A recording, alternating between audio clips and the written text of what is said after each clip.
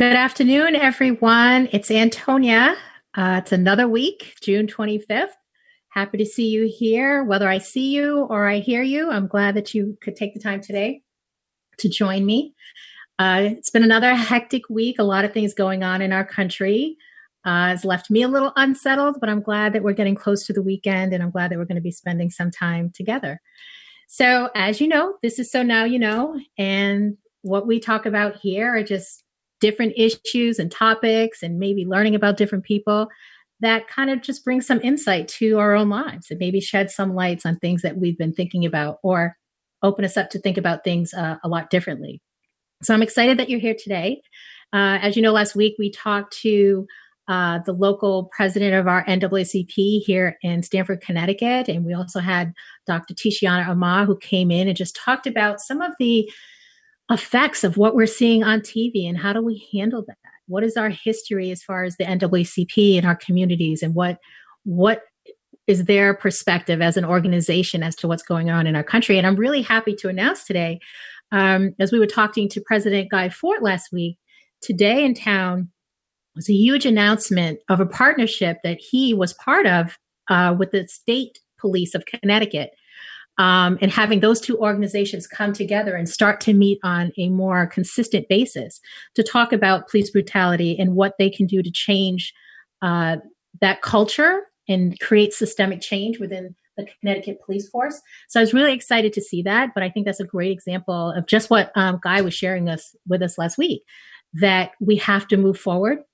But the way that we're moving forward has to look completely different, right? It just has to bring about some real change that people can see, feel, and understand and be part of. So I was really excited and proud of our NAACP, our local NAACP chapter in doing that. I'm also very excited today because I get one of my old law school professors to join me with two of his colleagues to just continue this conversation about racism, systemic change, police brutality, and kind of put on this history perspective to it, and also talk about how the law has really been instrumental in getting us to where we are, right? We just had last week, a lot of people learned about Juneteenth, and we're very excited about that. Some didn't know, some did know, some were taught in school, some weren't. So I think it's really exciting for us to bring those collective voices of these law professors to shed some light on that and give their own input on how that affects the way that they teach or how they got into doing the work that they're doing now. And I know that on there, if you're listening on Facebook, you will see numbers there that you can call in to ask questions. If you have any thoughts or suggestions, we'll put out there suggestions of some ideas that you want to share with our panelists. By all means, give us a call. So that we can get you live on the call, and you can ask those questions. And sometimes that's the beauty of So Now You Know, right? Because all of a sudden someone's in front of you that you can reach out to, you and can talk to, and get real answers that you might have had, that you might have other people ask those questions. And then you can also just reach out to me at any old time, send me an email and so forth, and I will try to get you in touch with the right people or some of the guests that are here on the show. And we're always looking for new people to come on the show and share what it is that you're doing in the community, in your life, to just talk about different stuff, right? So that we can end at the day and just say, so now you know, you learned something a little different than what you knew about when you came into this space, whether it's on Facebook or you're listening online. That'll be great. So we have three professors that are here today from Albany Law School. And I believe they've been waiting in our waiting room to join us on the call. So I'm going to see if we're ready to go with our guests for them to join us.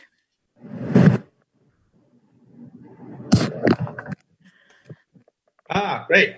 Oh, yes. Hi. Hi, everybody. How are you? Good. How are you? Thank you for having us. Oh, absolutely. Absolutely. And I don't know if you guys could hear a little bit as you were wait in the waiting room. Some people told me when they're in that waiting space on Zoom, there's music playing, but I'm always uncertain. No music. I didn't hear it. Okay. So I'm glad that you're here today. The show's called So Now You Know, and it's just a weekly show that we do to share with the community And those are our friends online around the country, the world that are listening, just to give some wisdom, everyday things that are going on with people that you might not necessarily see in your everyday activity, but that all of a sudden are just going to share some knowledge of the beauty of the work that they do. And so that's why I call it So Now You Know. So, of course, with everything that's going on in our community, I always think of Professor Farley from back in my days in law school and some of the juvenile justice work that I do here in Connecticut.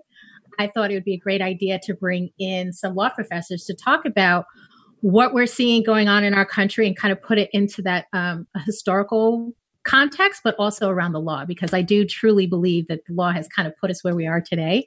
And I know I was listening to Professor Farley early today on a talk, and I know he's calmed down a little bit, not that they need to calm down, but he's very intent on his theory. So I'm really excited to hear from the both of you too.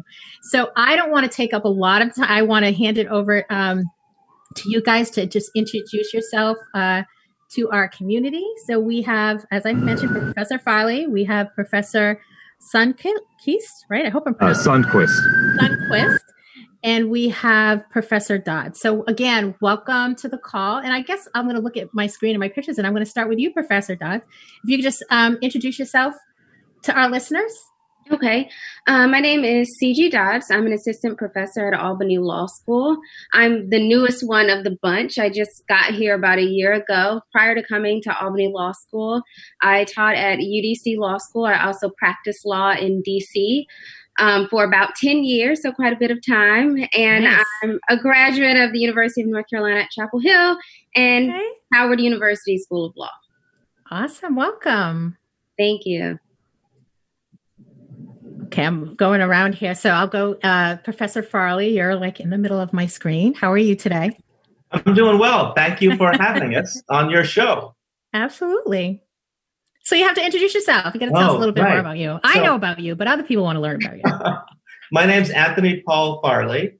I'm the James Campbell Matthews Distinguished Professor of Jurisprudence at Albany Law School.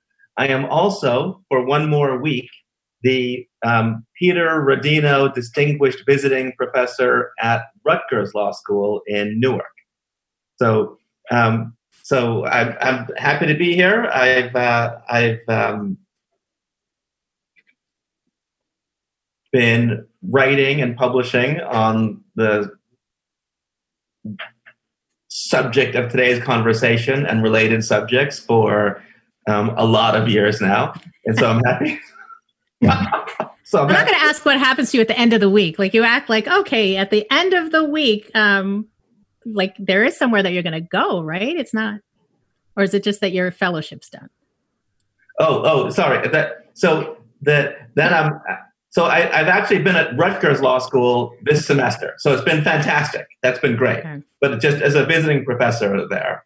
And so the visit ends at the end of the week. They're kicking you out. Exactly. It's been great. It's been great. Looking at our watches, it's about time for you to go back to your real home at the place we got you from, Albany Law School. And I'm told, I asked Christian and CG, my office is still there, right? That your name is up. It's still up. Nameplate is We'll find out. We'll find out. So we'll see how that goes. But you know what? I'm not going to worry about tomorrow. Today is fine. There you go. So Professor Sundquist, how about you? Yeah, so I'm a professor at Albany Law School. I'm also the director of faculty research and scholarship. Before I went into academia, where I spend most of my time focusing on critical race theory, similar to Anthony and CG, and writing and teaching on issues of racial inequality. Before that, I was in practice and did mostly pro bono asylum work and immigration work on the side. And so I still teach those courses today, but I would say our main focus is on issues of, systemic racism and how the law contributes to that sort of seemingly permanent aspect of racism embedded in our very structures, but also what can the law do moving forward to remedy some of those issues. Fantastic. So I feel like we have so much to talk about. And I hope we're going to be able to get it all in, because I know those that are listening, you're in for a treat. So as you know, I emailed you guys a couple of questions just to kind of frame the things that I have been thinking about since all of this stuff happened. And as I thought about them, I said, oh my gosh, this is like so much that we can talk about, but it's a lot to talk about, but I know that we're going to be able to put it in some great context in the work that you all do. So my first question, which has been a burning issue for a lot of Black Juneteenth, right? Like a lot of people were surprised and shocked and then happy about it, to learn about it, where all of us were like, yeah, that's been a thing for a while. And actually there's more to it than what was celebrated. So I'm just going to put that out and start it there. So just talking about in your, how did you feel about, I guess, I don't know, the spotlight that was put on Juneteenth last week, and now that people get it, what do we do with that? What is the real myth, the real history behind the meaning of Juneteenth? If you could share that with our listeners. And then I don't want to say put it in the context of like we have February for Black History Month, but what does that look like going forward? Like now that we have discovered this new climate that we're in. So I'm just going to put that out as something, as a question, and you guys can answer that any old shape or form that you want. I could jump in real quick. Sure. So I wasn't taught about Juneteenth in school, although my family, I grew up in a mixed family on the Black South side of Chicago. So the East Coast is a little new to me, but we never learned about Juneteenth. We weren't taught about the Tulsa Massacre, stories of rebellion, and so forth. But there's a reason why Juneteenth, the Tulsa Massacre, and so forth are not taught in school.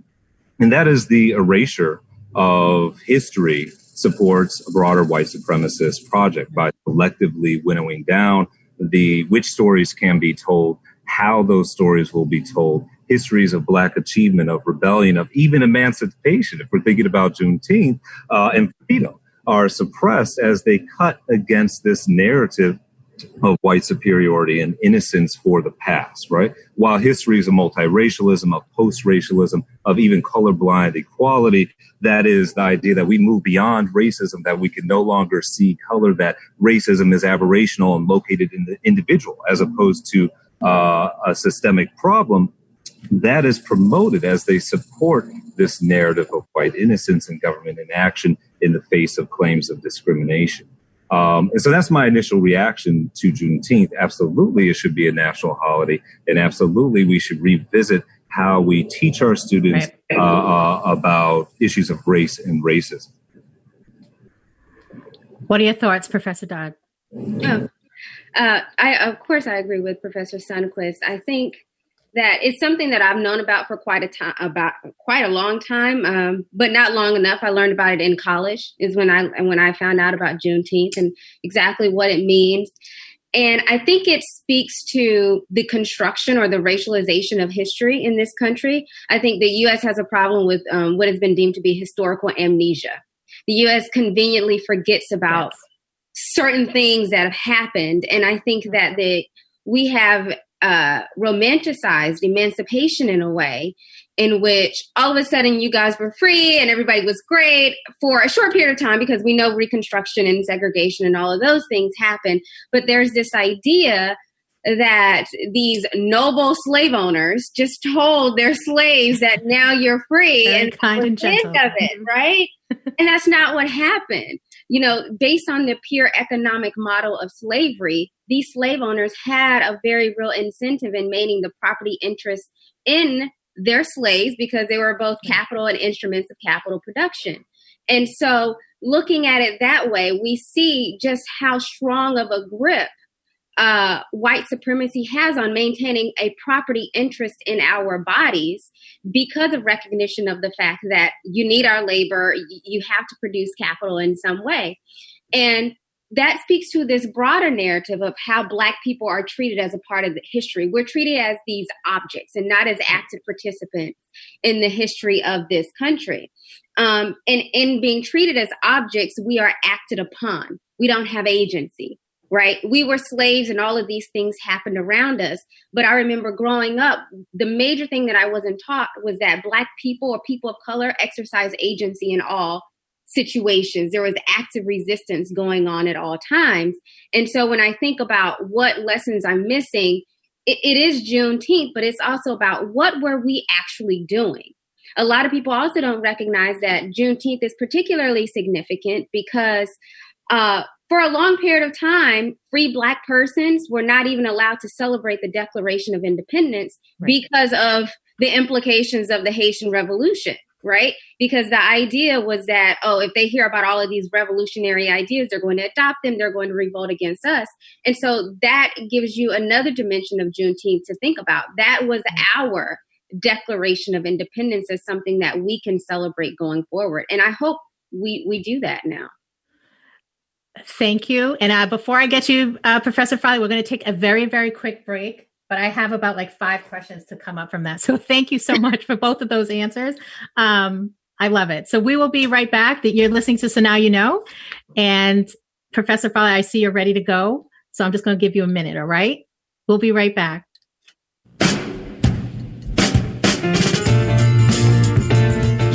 You're listening to the Talking Alternative Network.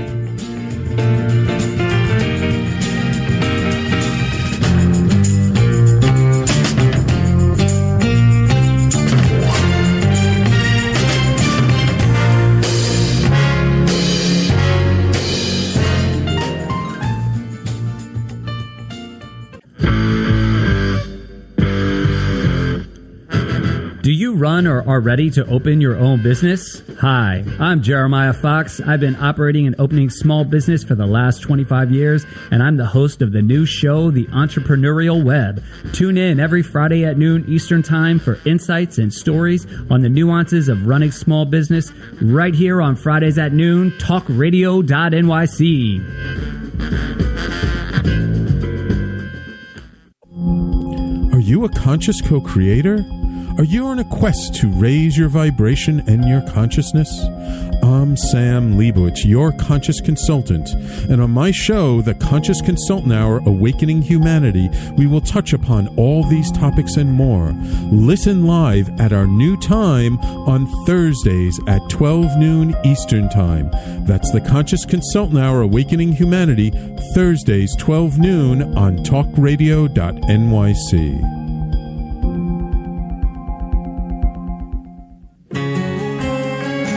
Talking Alternative Radio, 24 hours a day.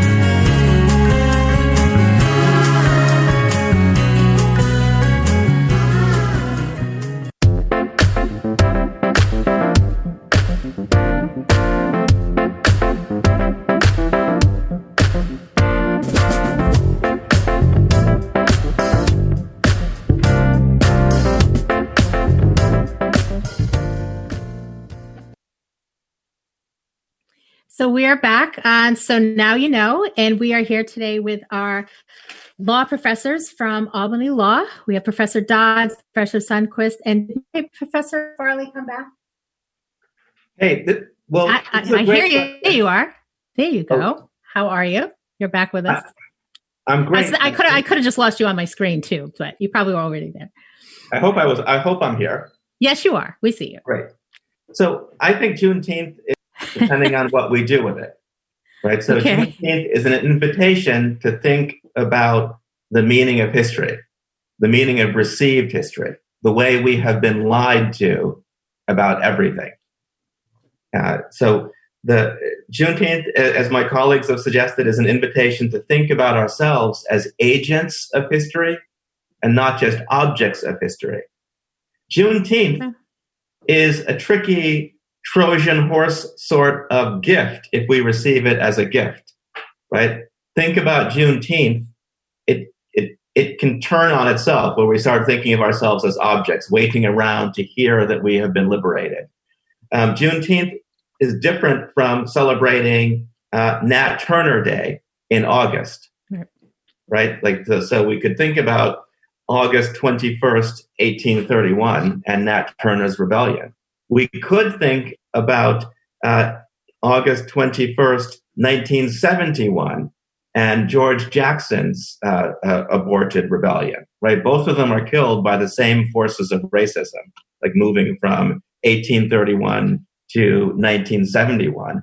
The prison system that George Jackson and other members of the Black Panther Party decried as totalitarian in 1971 is now 10 times as large.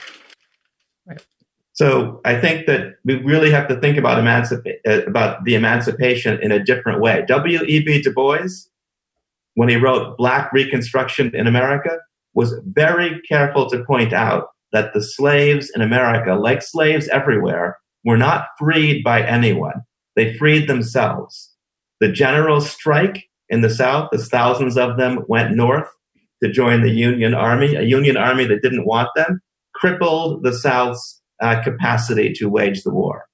So nobody wanted to free us, not even Lincoln, but the Black slaves watching the events of the war and operating as agents of history freed themselves.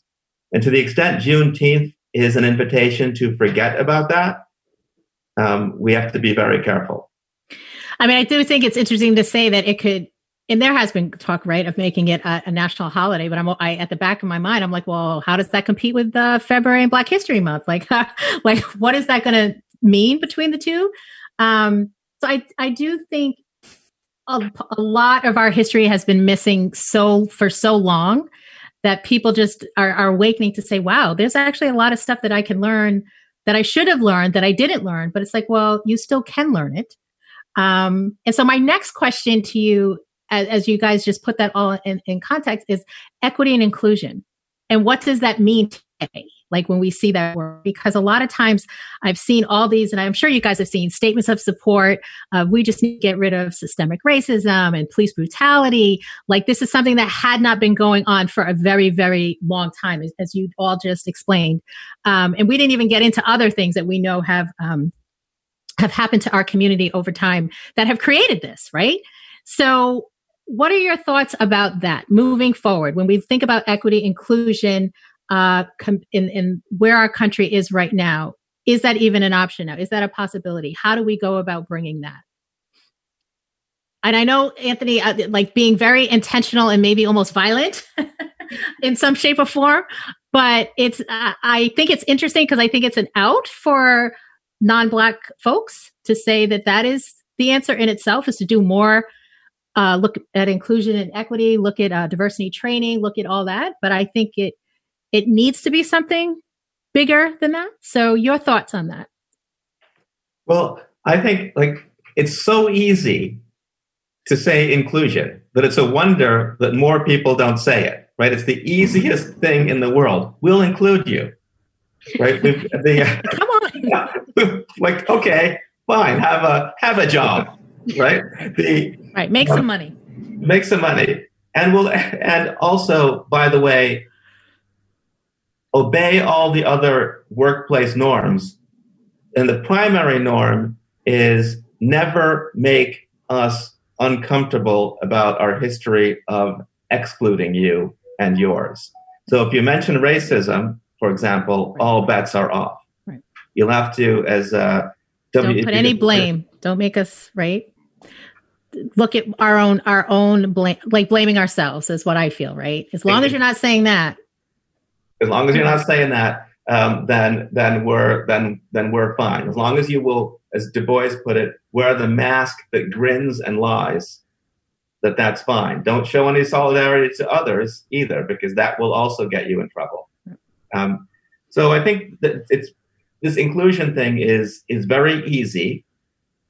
It's not bad. I like being included. I like having a job, but it's the lowest possible rung of the ladder, and it comes with a price, right? This inclusion is everywhere, always token inclusion, and it's using those of us who are included to quell the righteous indignation of the other 9/10 of us, right? Because they can look and say, well, Antonia's got a job, Anthony's got a job, Easy's got a job, Christian's got a job. All the Black people I know, right? They're so smart. Have jobs and are, in fact, when I meet them, pleasant all the time. I'm a pretty pleasant person. I'm professionally pleasant. I'm pleasant to a fault. People do stuff, and I think, like, wow, let me just have a pleasant reaction, which is in one way terrible, but in another way, it has been good for me, because who hires Mr. Unpleasant? Right. What do you think, Christian? I would absolutely agree. And I think everyone would agree in the abstract that such things like equity, right? Equal opportunity, supporting diversity, including diverse persons, and creating this equitable community are good things. Yet we also know, or I hope we know, that these are also terms associated with liberal formal equality that have been co-opted to support maintaining the racial status quo, right? So if we think about affirmative action as one example. And so one issue that I have with DIE or DEI, I think they had to change it because, the acronym used to be DIE,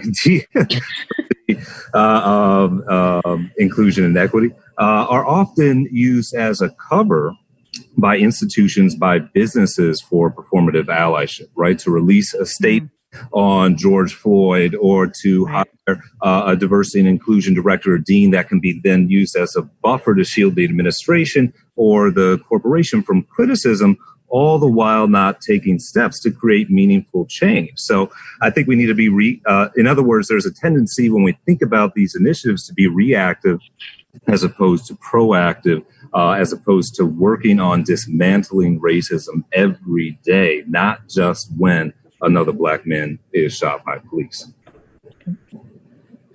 Professor Dodds? Yeah, I think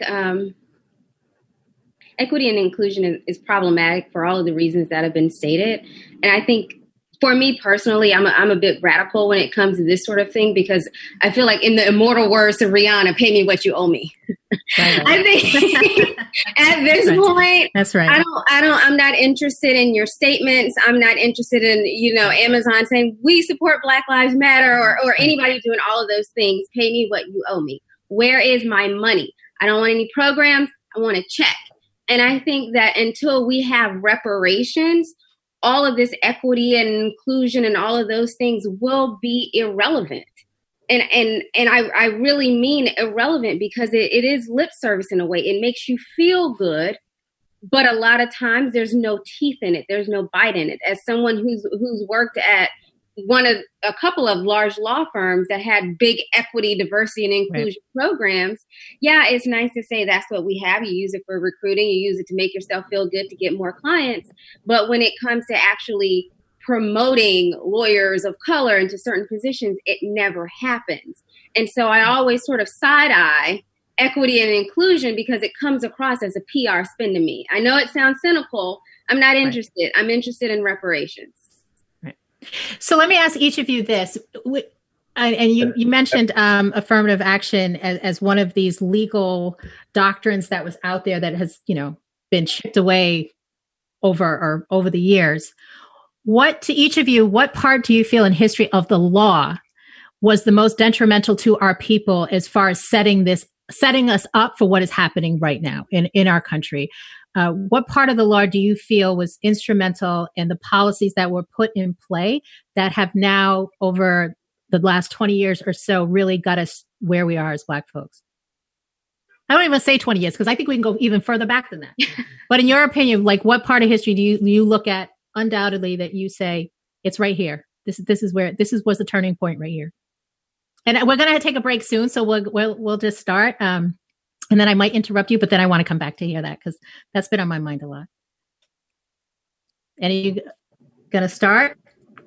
I know it's a load, but I always feel that it's important to know for people to understand what this country has done and to put it in the context of it. It's the law. Like, I feel that a lot of it is, you look at the criminal justice system, you can look at housing, you can look at weight, you can look at all of that and pick a part of our history where they were very intentional of setting us up for this. So I'll give you guys some time to think about that as we take our next break. And then I can't wait to hear your responses to all of that. So you guys are listening to So Now You Know, and we're with our trio of law professors from Albany, and we will be back right after this message.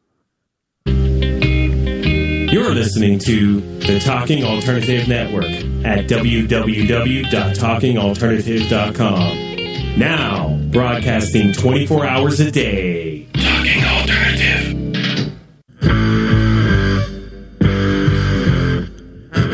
Do you run or are ready to open your own business? Hi, I'm Jeremiah Fox. I've been operating and opening small business for the last 25 years, and I'm the host of the new show, The Entrepreneurial Web. Tune in every Friday at noon Eastern Time for insights and stories on the nuances of running small business right here on Fridays at noon, talkradio.nyc.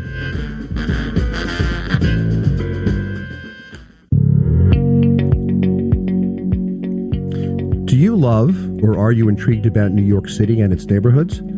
I'm Jeff Goodman, host of Rediscovering New York, a weekly show that showcases New York's history and its extraordinary neighborhoods. Every Tuesday live at 7 p.m., we focus on a particular neighborhood and explore its history, its vibe, its feel, and its energy.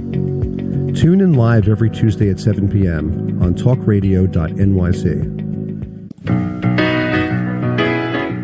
I'm the aptly named host of Tony Martignetti Nonprofit Radio. Big nonprofit ideas for the other 95%. Fundraising, board relations, social media. My guests and I cover everything that small and mid-sized shops struggle with. If you have big dreams and a small budget, you have a home at Tony Martignetti Nonprofit Radio. Fridays 1 to 2 Eastern at talkingalternative.com.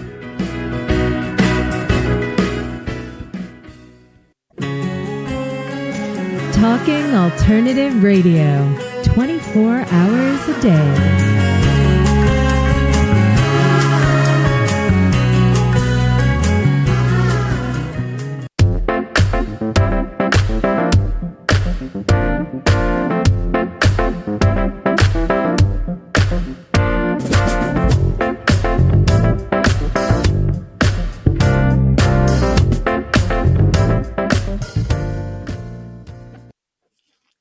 So we are back. Welcome back to So Now You Know. Right before the break, I just put that question out there. So I just want you all to listen to each other's responses. And I know that and pick a different part of law, I guess, that got us into this, that helped get us to the situation that we're in. And we're going to start. Where can we start? Who's ready to go? Anthony, you look like you're ready to go. I know you're going to say it all. I know. Pick that one part. I'm not going to say it all. I'll leave something for the others, because really, slavery is a condition that we have never left. Right? We act as if time has passed, but time hasn't passed. The thing that has kept us down has only mutated. We're told that progress from slavery to segregation to the new Jim Crow is progress, but it's really just the movement of white over black to white over black to white over black. And that's not progress. That's just the motionless movement of death perfecting itself. It's where we are. We could go to the beginning with it's not really the beginning, but we could go to the Dred Scott case, where we were reminded that even a century before the Declaration of Independence, we were regarded as creatures of an entirely lesser order, having no rights that the white man was bound to respect. That's the Supreme Court discussing us. We could go to 1896 and Plessy versus Ferguson, a case that your listeners probably know, the case that gives us the doctrine, where the Supreme Court says separate but equal passes constitutional muster, despite the passage of the adoption of the 13th, 14th, and 15th Amendments. So there's a thing in Plessy versus Ferguson that I'll talk about that normally is ignored even by law professors. We all know about Justice Brown's opinion for the court, that as long as the facilities are equal, the fact that they're separate doesn't matter. And by the way, in a kind of sotto voce, like, we're not going to look at whether they're really equal. But the dissenting justice, Justice Brown, who is regarded today as the hero in that case, comes out against de jure separate but equal, but in support of de facto separate but equal. That separate but equal shouldn't be written into law because white supremacy doesn't need to write it officially into law. The law has an unconscious that will get it done, even if it's not scripted where everyone can read it. So Justice Brown says this. This is Justice Brown, whose opinion later becomes law of the land with Brown v. Board. So the dissent in Plessy says this.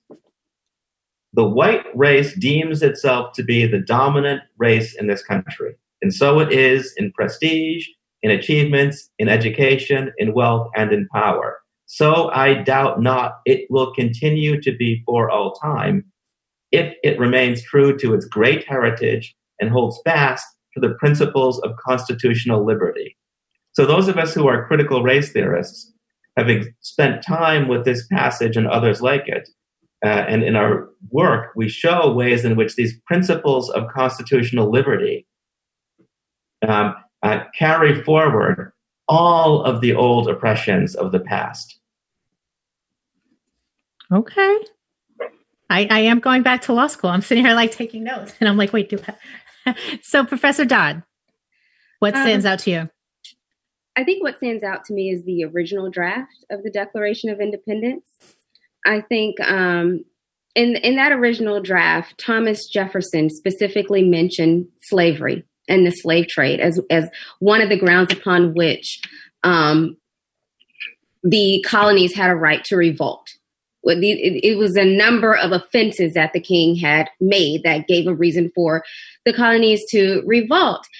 And the fact that he was convinced to take that out, the reference to slavery, I think tells everyone everything that you need to know about how Black people, how persons of African descent were conceived as not actually being a part of what it means to be American, what it actually means to be entitled to liberty in this country, right? It shows that the rights of Black people will always be subordinate to the rights and the interests of people who are designated to be white. And I say designated to be white because we know, just like anything, white is a construction in and of itself. If we were to go down the path of immigration law, we could get into that a little bit more. Right. But for me, that's what stands out, because this is the founding document of our country, the Declaration of Independence. And the drafter had the foresight to say, I want slavery in here, but because it was not convenient, it wouldn't have been helpful to their cause, because it was not economically practical. That's a big part of the reality, because there is an economic interest in maintaining white supremacy. We go back to the roots of indentured servitude versus slavery. We were excluded. And to me, that shows you everything that you need to know. Our rights will always be subordinate based on just that founding document and how it came about to be. Thank you. Thank you. Because I'm thinking about that perspective, and I'm like, there are so many just folks that would never go back to looking at the law, right? And looking at the language of the law and how the law was so instrumental. And even going back to way back then, people would say, oh, well, that's not how it is said, but that is how it started, right? Mm-hmm. Language is the intentionality of the language will always be is always there, right? Especially in the law. So, Professor Sundquist, what's your favorite? Well, I don't have much to add, but, I sort of think about it, I think, along the lines of Professor Farley and Dodds, in the sense that, when you asked that question, which I think was an excellent question, I'm thinking about, racism as, a continual event, right? So not really isolated in one area or another. And, we think about sort of racial and effective interpretations of the Constitution, of our due process and equal protection guarantees, all in the supposed name of originalism or bowing to, framers' intent, right? Which we know was exceedingly and explicitly racist, as Professor Dodds just mentioned. And for me, that's what I think about, right? How has racism been justified or rationalized over time, right? And so there are a variety of artifices in which racial inequality or continued racial discrimination has been rationalized by our country, and they ebb and flow, right, depending on what's going on in society at the moment, whether we think about supposed biological racial difference or inferiority, and we're thinking about chattel slavery. If we think about religious difference, which initially was a ground to deny enslaved persons freedom on the basis that they weren't Christian and were incapable of moral agency. We think about culture of poverty theories, right? This narrative that inequality exists and racism perhaps can be justified based on supposed cultural depravity. And I think it is important to think about how these justifications for the status quo change over time. And what's tied to that is our notions of equality and equal opportunity, right? And so we've seen this morph in the modern age where the court will strike down measures to address racial justice, that address racial discrimination in hiring or education on the grounds that they are discriminatory, with the assumption that there is a completely level playing field at the moment, right? That equality, in other words, has been achieved, that our laws, as Professor Farley mentioned, de jure, do not explicitly reference racial discrimination, although that's controversial and not entirely true. And as a result, any move to address this history, this legacy of slavery, this history of oppression, racial oppression in this country, is invalidated by our courts based on these seemingly neutral legal concepts, right? Equal opportunity, equal protection, and so forth.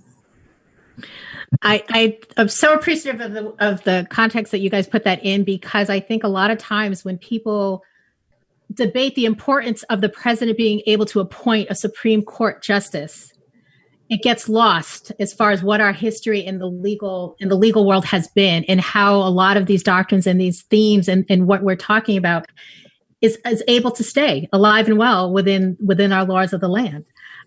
So I hope those that are listening out there, it is giving you some thought as to when you think about the law and the people that are appointed to our court system, because I know we could have a whole nother conversation about appointments to those courts, but that it won't change until we do change those people that are in those positions, right? So it is super, super important. And then I want to get into what you guys are working on, because I hear that we're working on a new project between the three of you, right? A new institute that's going to be opening up soon, or is it still in the works, or is it going to be happening in the fall? Yes, it is happening. We haven't done a hard launch of this project yet, although we just launched it, about a month ago or so ago. And we wanted to, of course, do something. This is an idea that we've been talking about for many years, in creating a center, an institute that can promote research into racial inequality and oppression, can have certainly a strong education component as well, and an advocacy component too. And so we developed the Institute for Racial Justice Research and Advocacy. You can find it at www.raceandlaw. And again, our focus is to dismantle racial prejudice and inequality in the law through research, through advocacy, and community education. And we have a variety of initiatives that we're ramping up right now. We're very excited about it, and we think the time is now to bring students into this discussion, bring community members into this discussion, and advocates as well, to identify what can we actually do concretely, and how do we go about realizing that change. Okay, so we're going to take our last break, and then when we get back, let's talk about those concrete steps that the Institute's going to be looking to do as this comes out, and then talk about how, as we, I don't know if we'll have enough time, but kind of put in there, what are the concrete steps and what needs to happen for this to even move the needle a little bit. So you're listening to So Now You Know, and we will be back in 1 minute to wrap up our show. So please stay tuned. Talking Alternative Radio, 24 hours a day.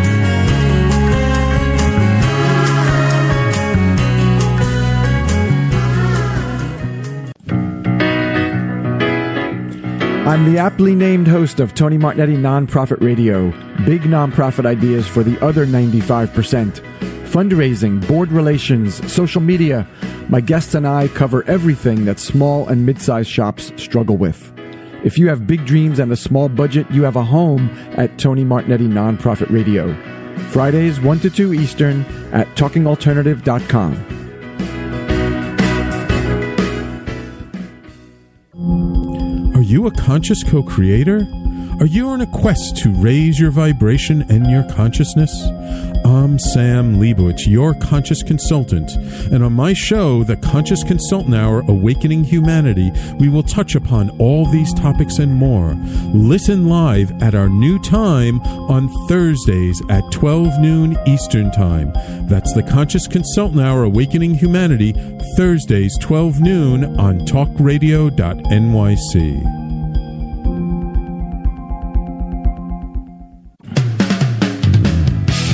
TalkingAlternative.com.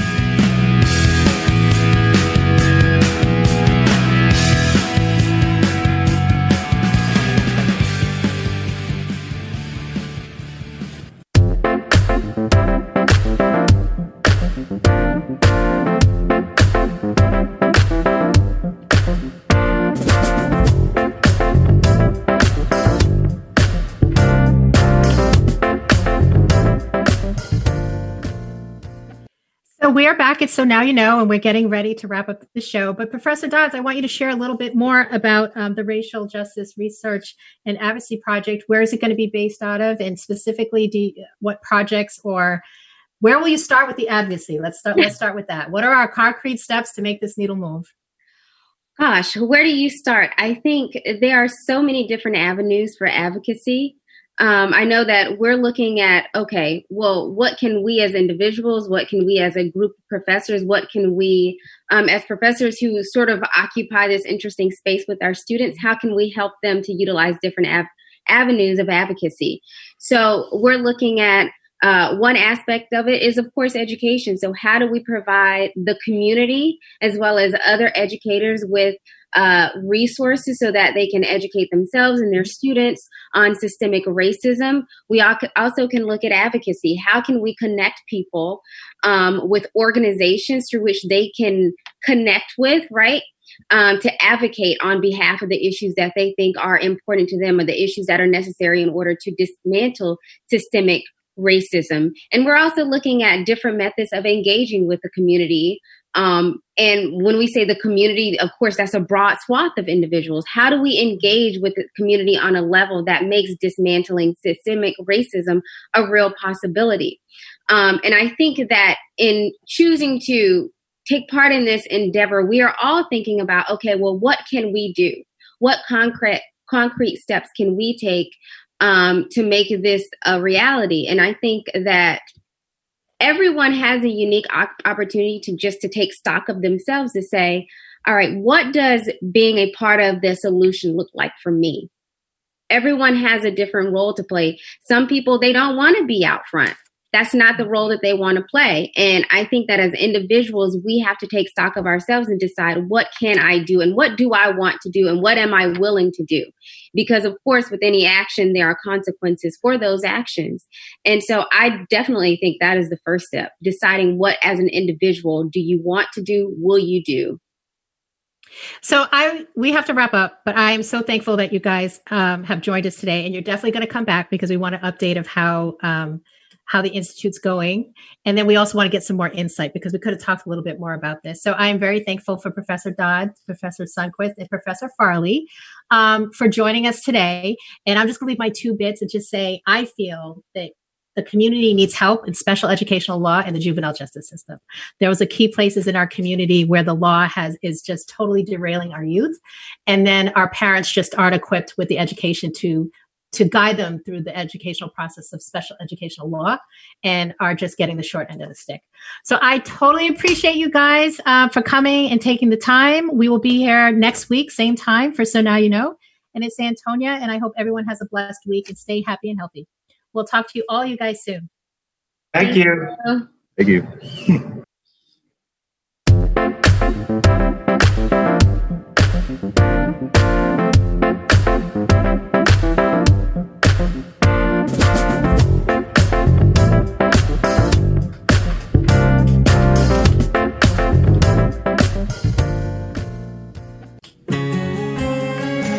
Talking Alternative Radio, 24 hours a day.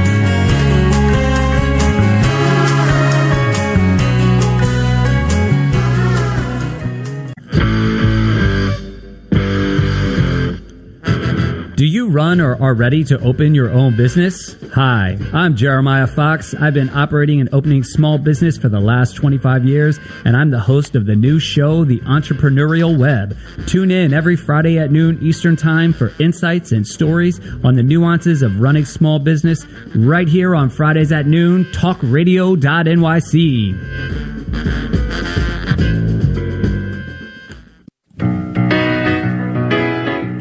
I'm the aptly named host of Tony Martignetti Nonprofit Radio. Big nonprofit ideas for the other 95%.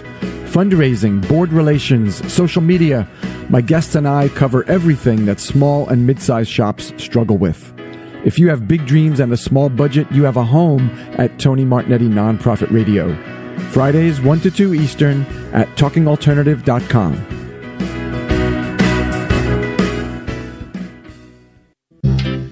Hey, all you crazy listeners. Looking to boost your business? Why not advertise on Talking Alternative with very reasonable rates? Interested? Simply email at info@talkingalternative.com. Talking Alternative. Are you a conscious co-creator? Are you on a quest to raise your vibration and your consciousness? I'm Sam Leibowitz, your conscious consultant, and on my show, The Conscious Consultant Hour, Awakening Humanity, we will touch upon all these topics and more. Listen live at our new time on Thursdays at 12 noon Eastern Time. That's The Conscious Consultant Hour, Awakening Humanity, Thursdays 12 noon on talkradio.nyc.